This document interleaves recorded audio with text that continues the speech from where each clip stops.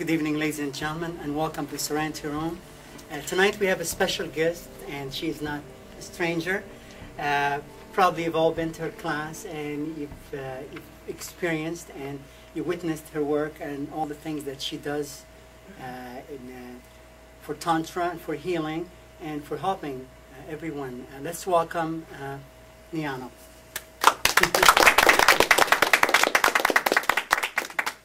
Namaste. Namaste. Right before we started taping, we were talking about transformation.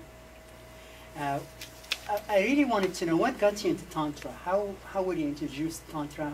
When was the first time you've ever known there is such thing as Tantra, and why did you get into it? Well, that's a loaded question. It could be a really long okay. Answer.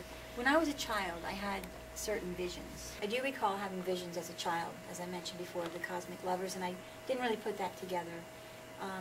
Then when I was a young adult, 20s, and romantically involved with people, it just seemed like I must be crazy to have had these visions, that nobody else seemed to have that kind of reverence and regard for sexuality.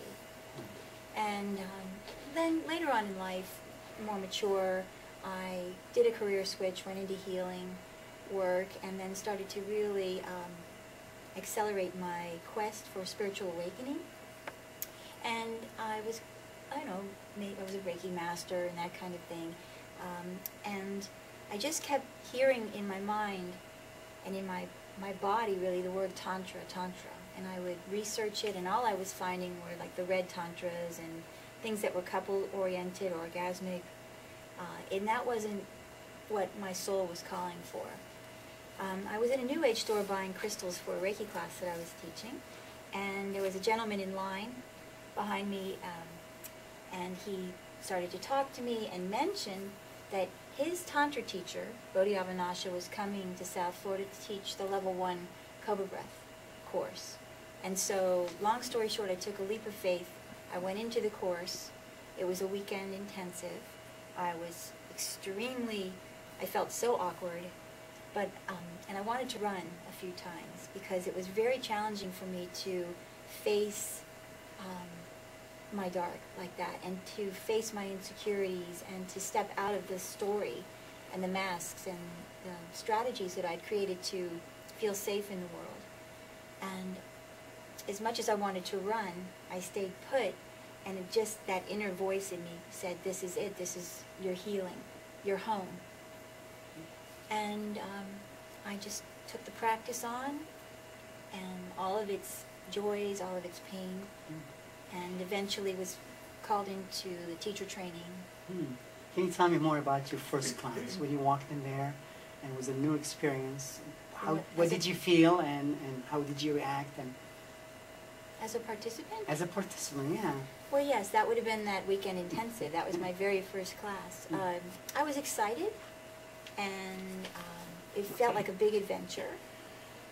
There was a lot of new people there, and just a whole body of work that was new to me, yet very familiar in some deep way. So yeah, it was an adventure, it was exciting, but at the same time very, very awkward for me. To move my pelvis, or to speak up about personal matters, or to experience emotional release processes. I found myself just shut down. I had no voice where other people were freely expressing, and I felt very, probably I had some judgment on myself, but the excitement and the inner voice overrode my fears. So when did the transformation happen? Well, it's a process. Just through doing my practice and keep showing up for myself. Eventually, when I went into the second level course, which was about a year later, we did another emotional release process. And I really found myself going through like a black hole. And then I couldn't breathe.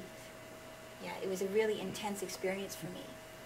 took a few facilitators to come over and get me breathing, which was, as I found out later, all very normal in these kind of processes. But when I got my breath, I was able to, I couldn't stop it. It was like the energy just came through me and rolled through me, and the tears came, and the sounds, and the crying. And I had acquired a witness consciousness through my level 1 practice, so I was able to do that really transformative thing of watching myself in full expression with my Shiva container, my consciousness, and that's how we really transform. So I was excited that I was able to finally let these energies move, even though it was very unfamiliar. And what drew you into teaching? What got you into like teaching and stuff? Because you could have just stayed just practicing Tantra and you're okay with it. Yes. What inspired you to teach? Well, I was teaching a Reiki class, and I started to teach them the Tibetan Rishi isometrics and some other things that I learned in my own practice. And I got that voice, that same voice in me that said, "Hey, dummy, you're a Tantra teacher." And it's just bigger than me. It's not been practical at all to take the kind of trainings I have and to turn my whole life over to this and travel the world and spend every kind of energy imaginable on it. It's much bigger than me. Yeah. But I love it. Did you have to travel somewhere to get some more training and teaching? Where did you go? Like what places? Well, to attain the certifications through Bodhi and Ipsalu Tantra, you know, different parts of the United States, mostly at that time California was where the trainings were. But I took it upon myself to travel to India on 2 different occasions and study at the Osho International campus, and which is a very big part of the Ipsalu work, that psychological healing that Osho does. I participated in some of your workshops and in a lot of your classes, and I know that Osho has a big influence on you. What do you think is very special about Osho? Well, it was kind of interesting because through the Ipsalu work, we were doing dynamic meditation, and I was introduced to Nadi Brahma, Kundalini. Then I felt the effects of these active meditations and how transformative they were, so I just got very curious about Osho and